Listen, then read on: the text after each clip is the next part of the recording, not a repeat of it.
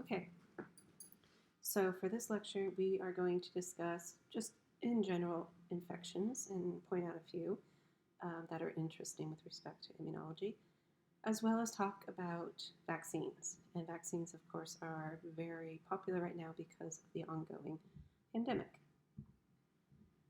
And so we have an active immune response, which means basically that you are responding, your own immune system is responding to some antigens. And so these antigens can come from pathogens or they can come from our vaccines. And so these active immune systems are going to be able to generate a response to whatever antigen they're seeing and develop a adaptive immune response that will eventually become memory responses. And then these memory responses, as we've discussed, can be faster. Now, pathogens are pathogens for a reason, and they are able to evade many of our mechanisms, especially our successful pathogens that are going to be more chronic or latent and harder to get rid of. Most of the pathogens our bodies cannot live with, and so we have to eliminate those pathogens or else we succumb to those infections. And so currently the vaccines in use are live vaccines, kill vaccines, our subunit, which are made up of protein-based vaccines, different peptide-based vaccines, and of course with COVID we also have now our RNA vaccines and our vectored vaccines.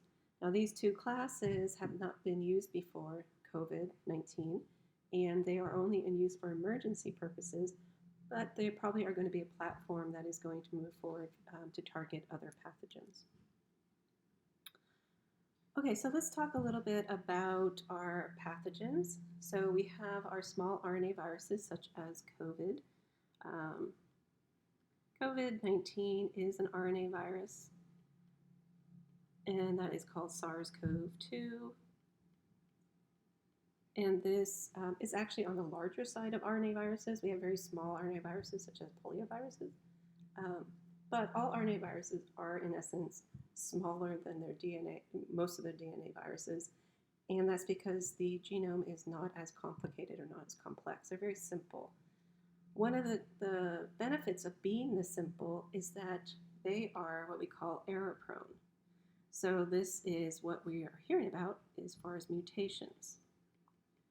Now, mutations can be good, and it becomes more infectious,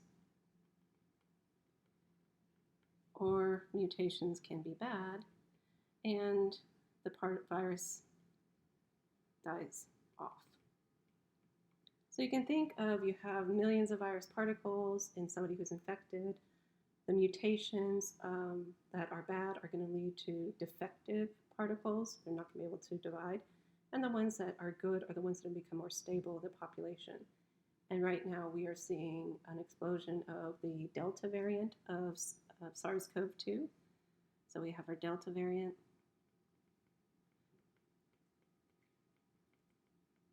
And this Delta variant is more infectious, but it seems less pathogenic. So it doesn't kill its host as much. So it's evolving to be able to spread more easily through our population, which is typically what a virus wants to do. It wants to survive too. So what happens with these error-prone is you can have antigenic peptides or antigenic proteins.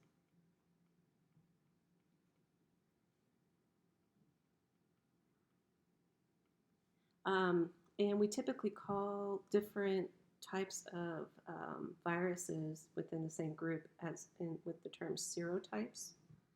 And so these can live to different serotypes. And so this is found in influenza, and it's found in dengue. It is not found in SARS-CoV-2. So SARS-CoV-2, to this day, even with all the different variants, they still are the same serotype, meaning our antibodies are still protective against them. In the case of influenza, as we know, we have changes in influenza in which your prior immune system does not work against the new variant. And it's the same thing with dengue. There are 4 serotypes of dengue. And so that means they have changed their antigens, their antigenic protein so much that the antibodies from the prior infection or the other serotype are not protective. Now, DNA viruses are a little bit different. DNA are going to be large viruses, and then they have the ability to have genes that will suppress our immune system. So DNA viruses have immune evasion genes.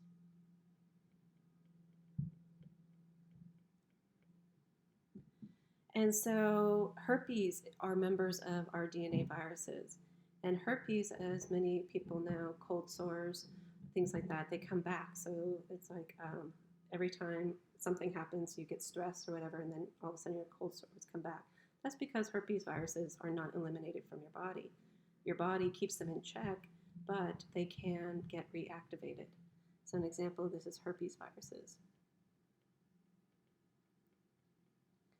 And herpes viruses are going to be critical in downregulating MHC class 1.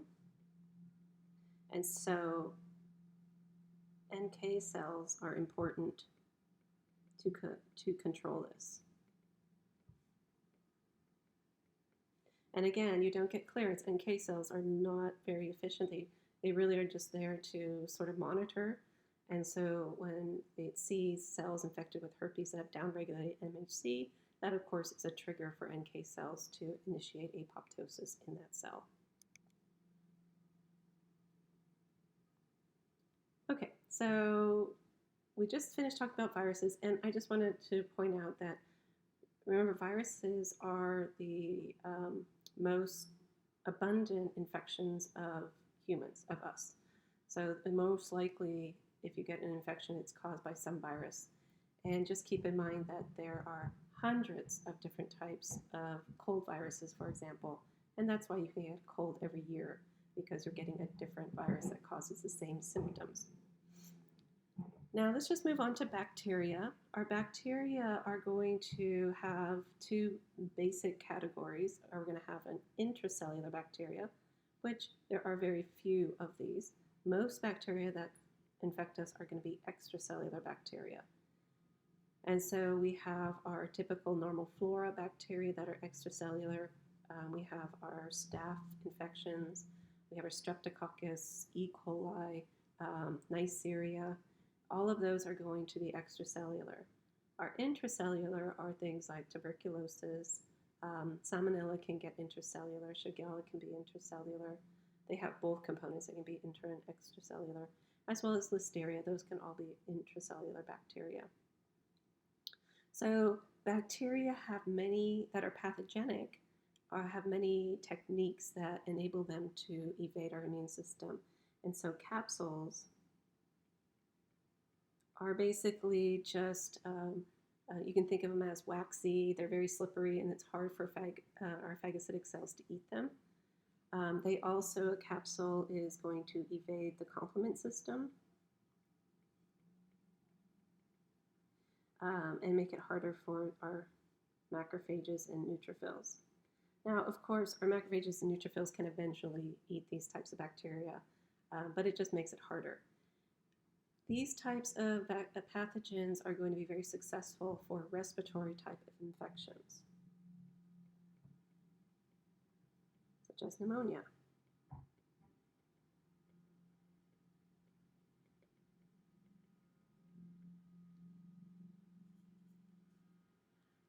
And so we have pneumococcus listed here, has a large polysaccharide coat, which is basically a capsule. And so pneumococcus is one of those that can cause pneumonia. Now, another pathogen that has the ability to evade are very large types of worms.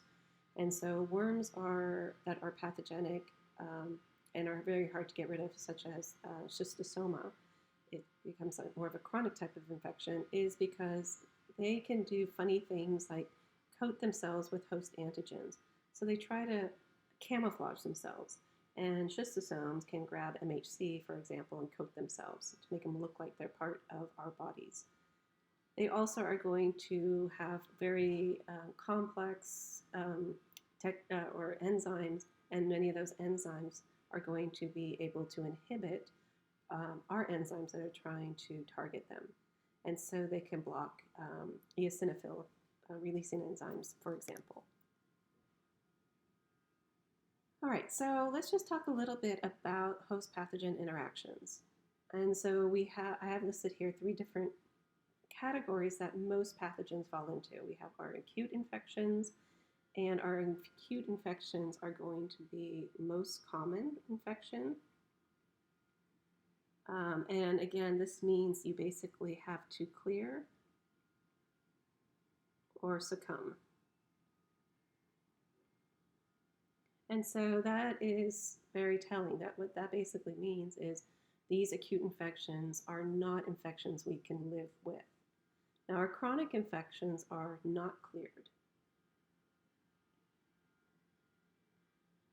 And for a certain period of time at least, our bodies can coexist with a chronic type of pathogen. It can eventually lead to our death, of course, but in the chronic stage, you at least are able to survive for a period of time, sometimes many years, with a chronic infection. And chronic infections are active infections.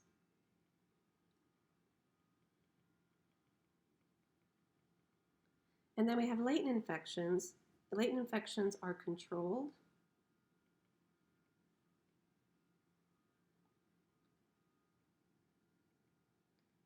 But not cleared. And you can have periods of reactivation.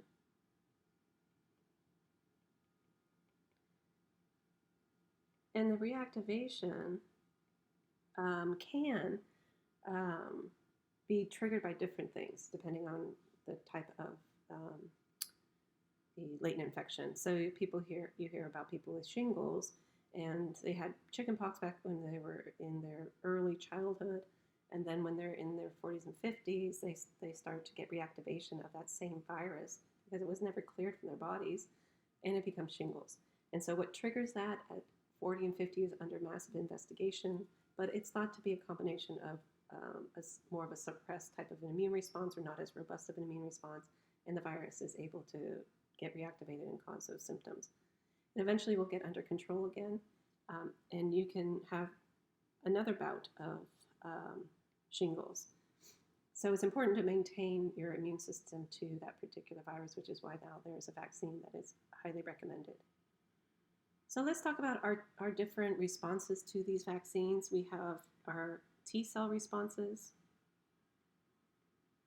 and we, of course, have our B-cell and antibody response.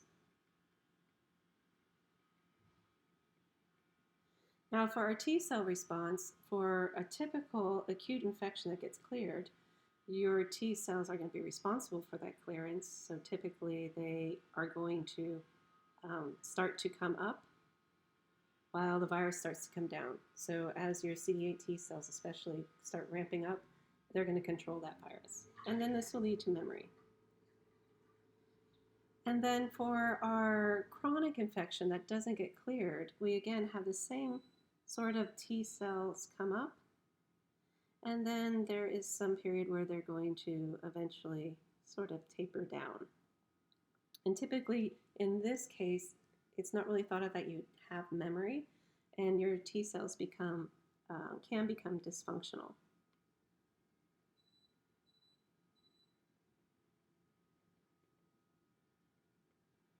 Now, in a latent infection, you basically have periods where your T cells are going to get activated, and then they're going to sort of come down, set, memory, then get activated again. So in this case, it's the same thing. They're going to come up, they're going to have some set point in their memory, and then they're going to come up, and then their memory, etc.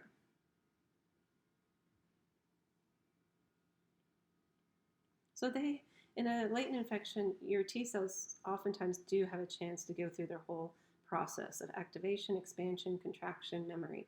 And then when the pathogen gets reactivated again, they just go through that process again. Now, your antibodies are, of course, going to be a little bit different because we have cells that are called plasma cells. So once you do have an exposure to a pathogen, your plasma cells will be able to secrete antibodies for their life. So we're going to have our antibodies. So our serum antibodies are going to come up relatively quickly, and then they're going to be maintained.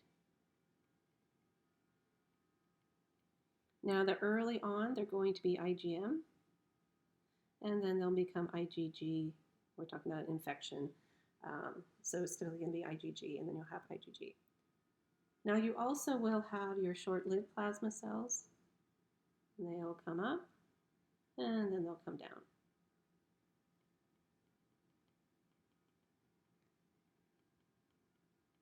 And these are typically going to be IgM. And then you're going to have your B cells. So your B cells kind of take a while to get going, and then you'll get a memory response. And then from that memory response, you're going to get some long-lived plasma cells in the bone marrow.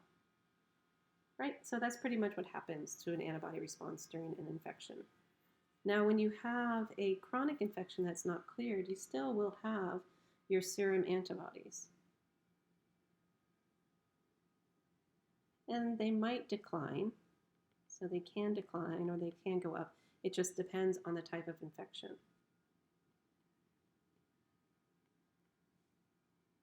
And then you're going to, of course, have also your short-lived. That doesn't change.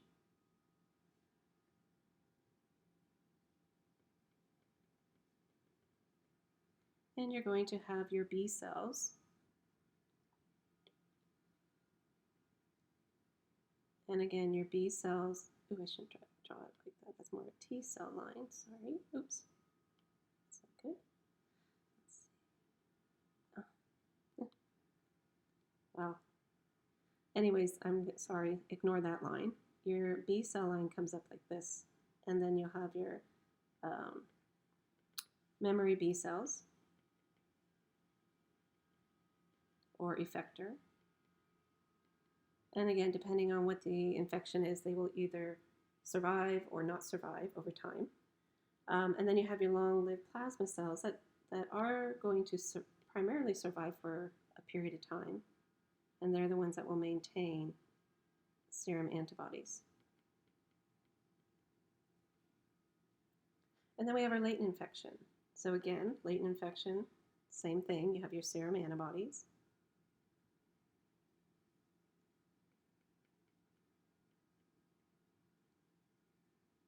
And then you're also going to have your B cell or your short-lived plasma cells.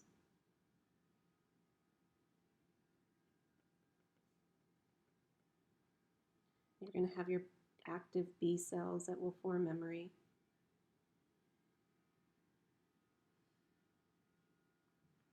And then they might get activated again. So here's your memory B cells. And then, of course, you'll have your plasma cells.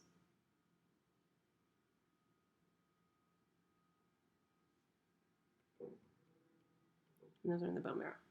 Now, your B cells, when you have reactivation, again, it's going to depend on the infection and how quickly the reactivation is resolved as to how much of a bump in your B cell responses will be.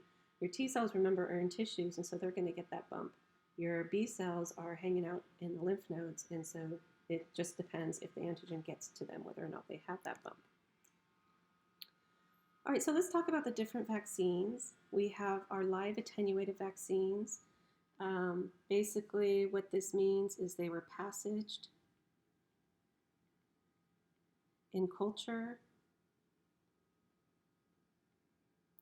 on cells. And your goal is to make them have a higher affinity for the cells than they have for our body. So it's to make them less virulent when they get into our bodies.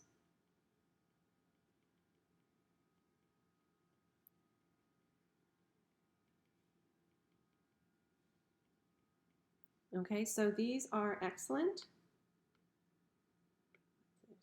So they're excellent. And you get both cellular and humoral immunity.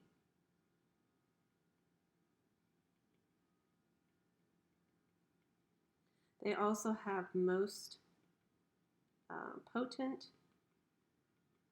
but also side effects. And the side effects are usually symptoms. Not diseases, but symptoms. You get a fever, you get chills, things like that. So now we have here, for example, we have our live vaccine, and it's going to replicate, and it's going to get good antibody responses and good T cell responses. Now we have an important success story, of course, and that's smallpox. So smallpox was about 60% lethal, and it was highly contagious.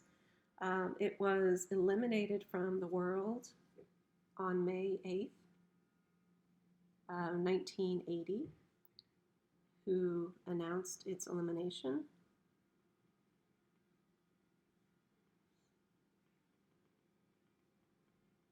So this was a huge success, and everybody is saying, okay, who's next? We're going to go after polio next. We're going to go after measles next, etc.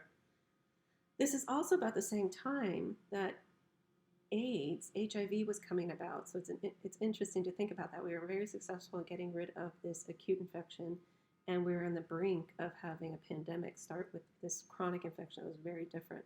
And there was a lot of talk early on in HIV when it was discovered it was a virus, that there would be a vaccine within years because of all the success we had with measles, polio, and smallpox, of course.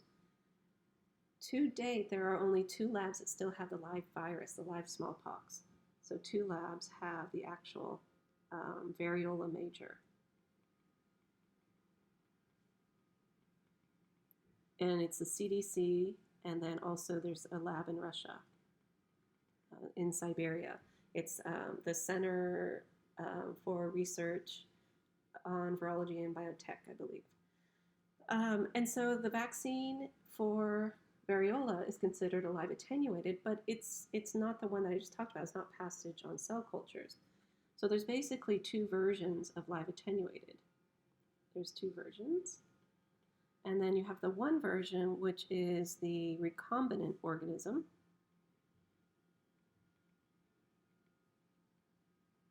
So that was the one that was passage. And the second is a non-human pathogen.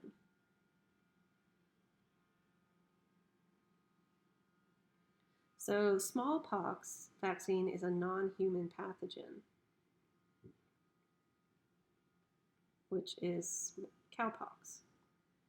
So there's enough overlap between the antigens between cowpox and smallpox that an immune reaction to cowpox will protect against variola major or smallpox. And this cowpox is called vaccinia. So cowpox is vaccinia, smallpox is variola major. Now, the longevity of the antibodies and T cell responses are shown here for our smallpox. And the serum antibodies are about 60 years. And then the T cells are about 10 years. However, T cells are difficult to measure, so it could be that if smallpox or variola major was reintroduced, hopefully never, as a bioweapon, for example, people who are old enough to have had the vaccine would still probably be protected from that. We don't give the vaccine anymore, so there's a high, the population at large is very susceptible to this infection. And so there's a lot of talk about whether or not we should even keep those strains around for research purposes or if they should be eliminated. Other live attenuated vaccines are going to be our oral polio. And this is the Sabin strain of the vaccine.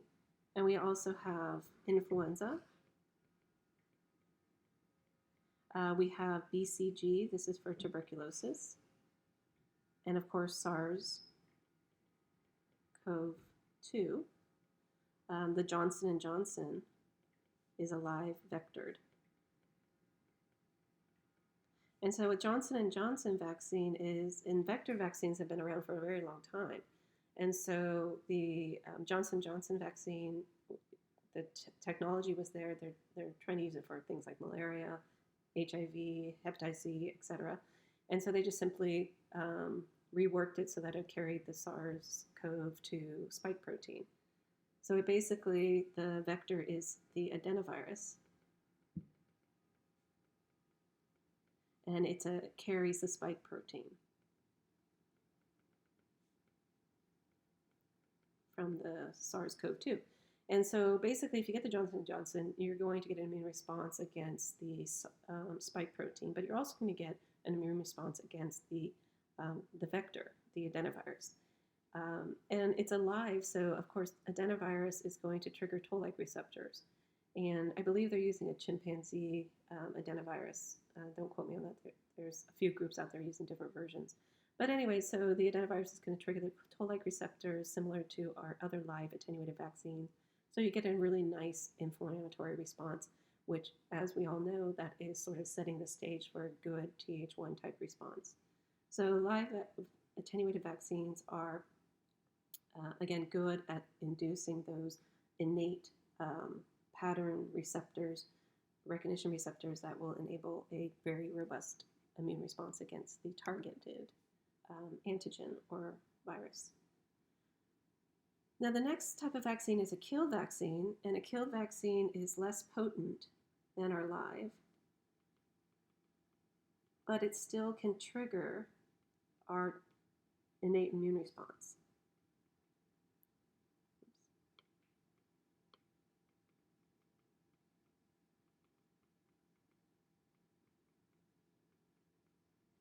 And so our vaccines that are killed are referred to as inactivated. In the past, they could use chemicals, formalin, things like that, and that's no longer used because it had side effects.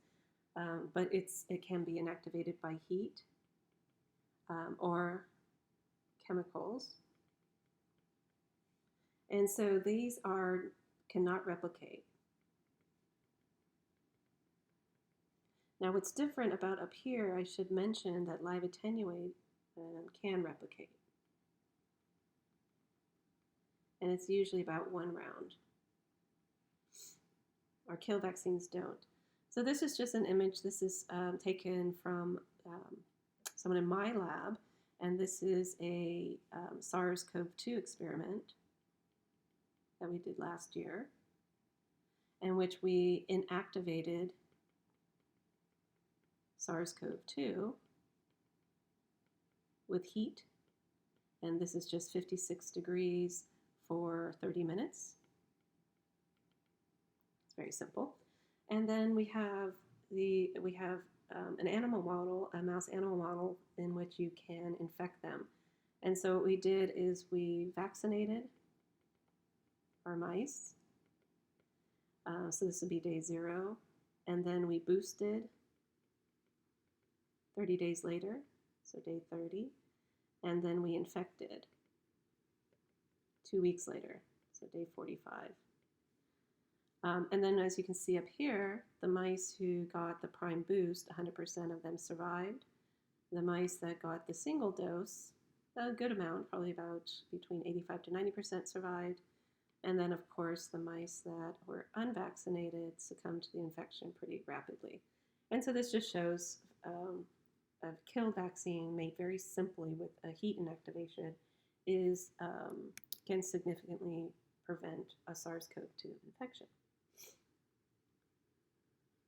Okay, so now let's move on into influenza world. So influenza is going to have various vaccines. You're going to have a live attenuated version of influenza. You're going to have a killed version of influenza. And I should say here that for polio, you also have a killed, and for influenza, you also have a killed version as examples. And the trick about influenza is that we need to have a vaccine every year. And the reason for this is because we know that influenza mutates. So influenza is going to cause small changes, and this equals a shift, or large change. Drift. Reverse, drift. Or large changes, and this will equal a shift. Now, influenza drifting along is really the reason for the annual vaccines. It's not the shifts. The shifts are going to be big changes, and oftentimes they occur in the middle of a flu season. So there is a term that we use we call original antigenic sin, and what this basically means is that prior immunity will prevent responses to drifting antigens.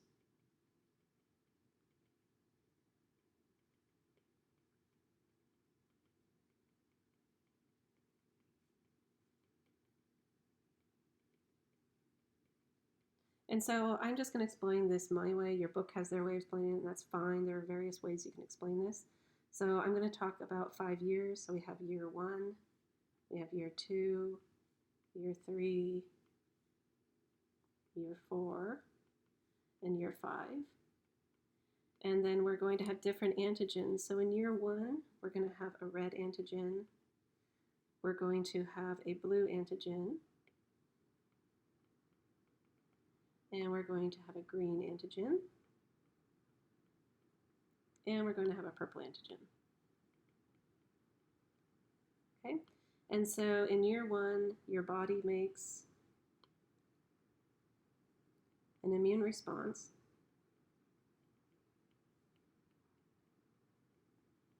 to all antigens. But you also have the disease.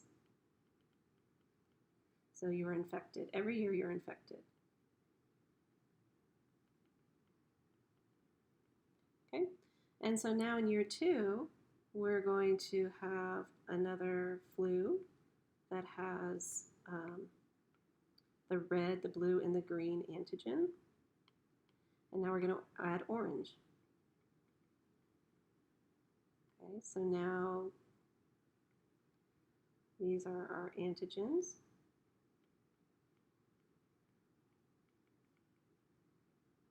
And now we're going to have no orange response.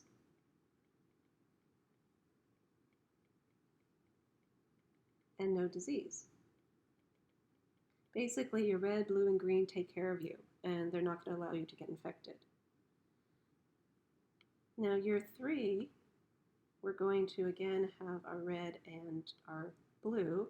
We're going to lose our green. We still have our orange. And now we're going to gain a pink color antigen. And so in this case, we have no orange, no pink responses, and no disease. So again, your red and blue are protecting you. And then we're going to, in year 4, we're going to lose our blue response. We still have our red. And we're going to gain, again, we'll have our orange. And we'll have our pink. And now we're going to gain a brown. And again, we have no orange, no pink, no brown responses, and no disease. Your red still protects you. It might be a mild disease, but as long as red is still there and red is can recognize the pathogen, you'll get a good immune response. Now in year 5 is where you lose that red. So the red antigen is no longer part of the flu variant that's circulating. And now you're going to have the disease, and you're going to get an immune response to all.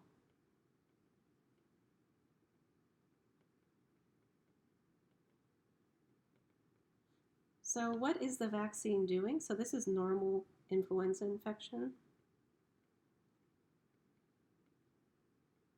What a vaccine is trying to do is trying to decide in year 2, we're going to now start to have these orange antigens. So let's put these orange antigens in our vaccine so you get vaccinated to those orange antigens.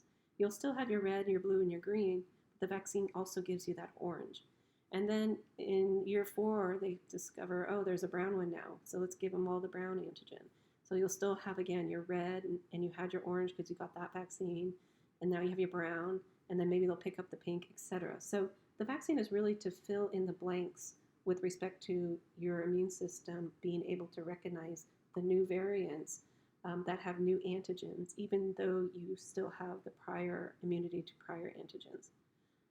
And so that's really the purpose. It's to pick up on the drifting so that you never get to year 5 where you have no immunity and you get the full-blown disease.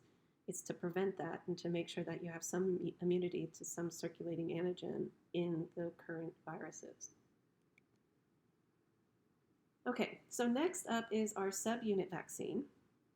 Our subunit vaccines are going to be purified peptides.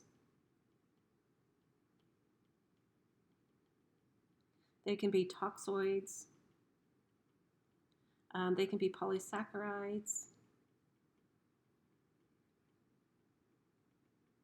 RNA vaccines, DNA vaccines, proteins, a big category. Currently, we have the hepatitis B. That's a success story of this category. You do need 3 doses of Hep B. This is basically a peptide that has the sequence that is going to specify the herpes B surface antigen. Hepatitis B surface antigen. And this is going to be grown in yeast cells. And then you're going to add serum albumin. And then you're going to get a virus-like particle. So this is really a protein vaccine. And so basically that's what you're getting injected with, these proteins that were grown in the yeast, and you isolate them from the yeast. So you're not injecting yeast antigens as well. And the protection is about 80 to 90% as long as you finish the series. And the reason you need this multiple injections is this is very weak. So the protein vaccine is very weak, and it's because it's going to enter the endosomal compartment. But you have to keep giving it to make sure that enough of it gets into the MHC class 1 pathway to activate your T cells. Now, for the malaria, there is a vaccine available that uses this sort of approach as well. So for malaria, you are going to have a molecule that's associated with the early stages of malaria infection. It's a circumsporozoite.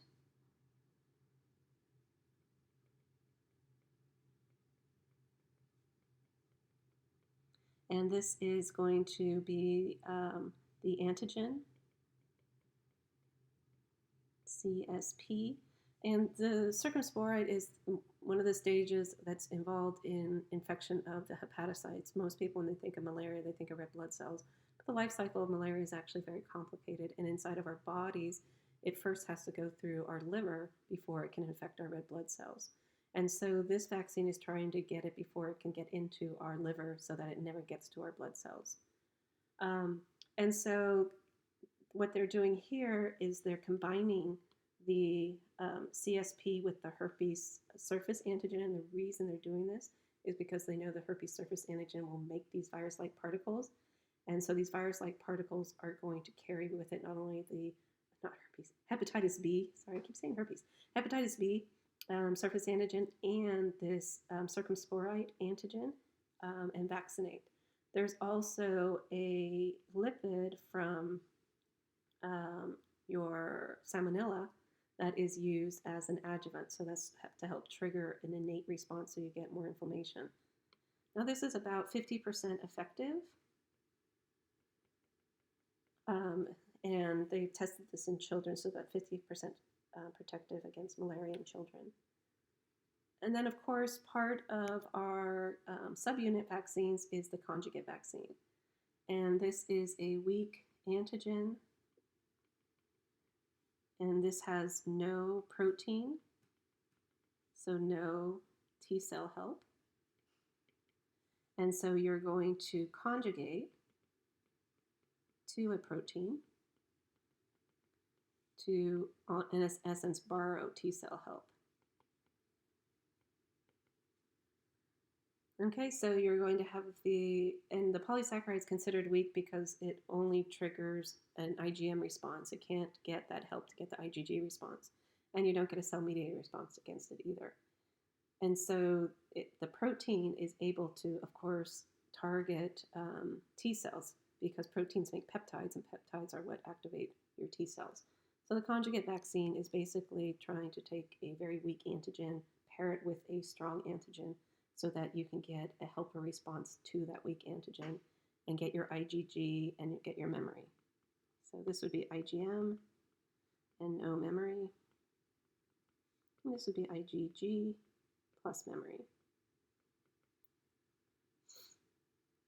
All right, so just a few more slides here. So let's just talk very briefly about adjuvants. Adjuvant is basically a substance given with a vaccine to increase the immune response.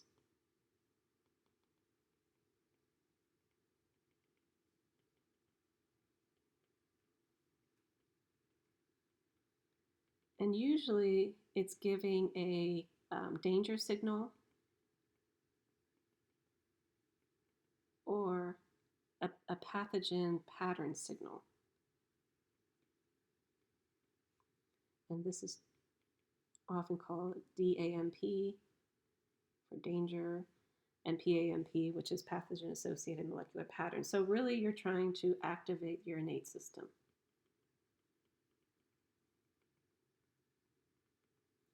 And that's because many of our vaccines are now trying to be developed to target chronic infections. And so you can't use the more traditional vaccines such as the live attenuated and killed because you don't want the potential for reversion. And so you're going more towards those weak subunit vaccines, but they don't trigger good innate responses, so you have to introduce adjuvants. So the live vaccines have inherently those danger signals, as we discussed. Killed vaccines also have those danger signals. Our recombinant proteins do not. So one of the things that has been approved is alum. Alum's not incredibly potent, so it's approved is alum.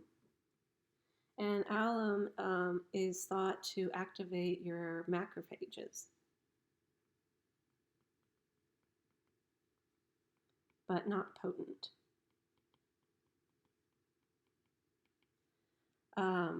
Also, there are things called lipid particles.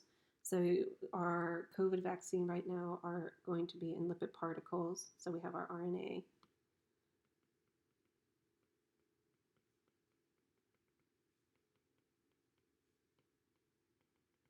And so this is supposed to mimic sort of our lipoprotein particles.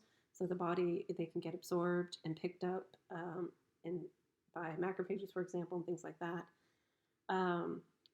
There are also these lipid particles are used for that malaria vaccine we just talked about, and for COVID. For the COVID, your lipid particles have polyethylene glycol.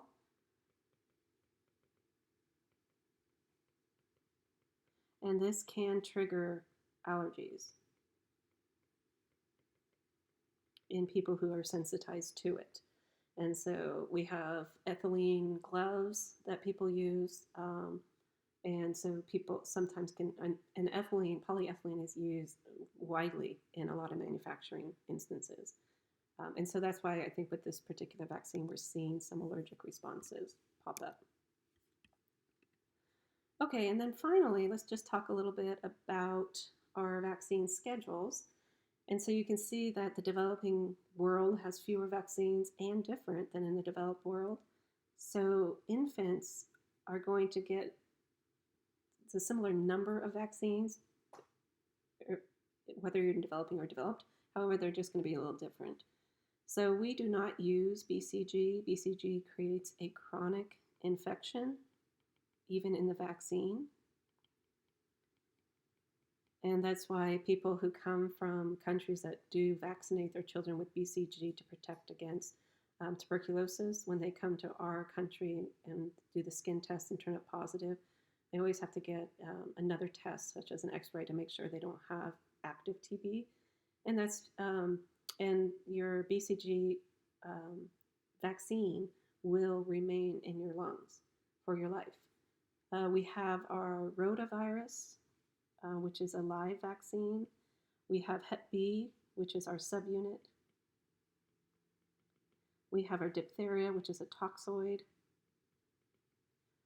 Tetanus is also toxoid. Pneumococcal conjugate vaccines, so these are our conjugates.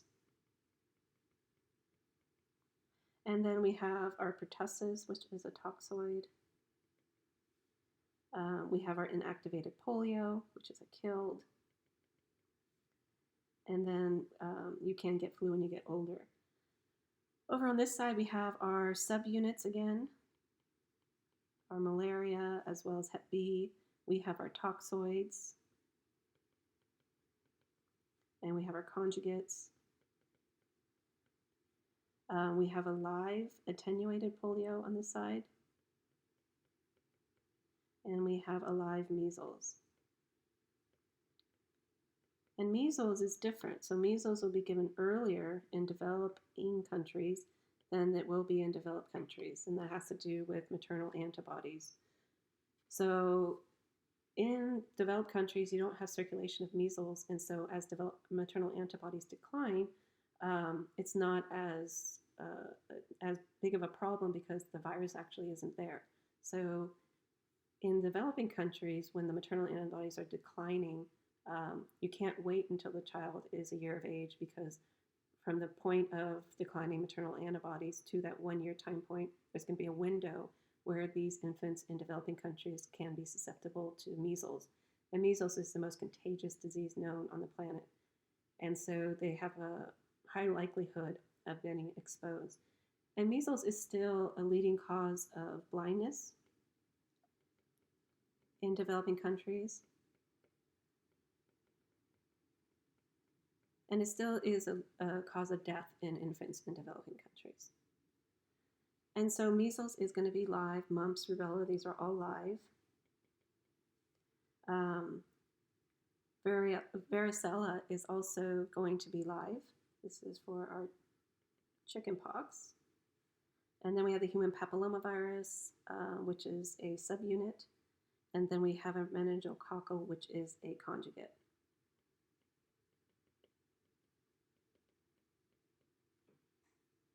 Okay, and so that's all I needed to talk about, so thank you.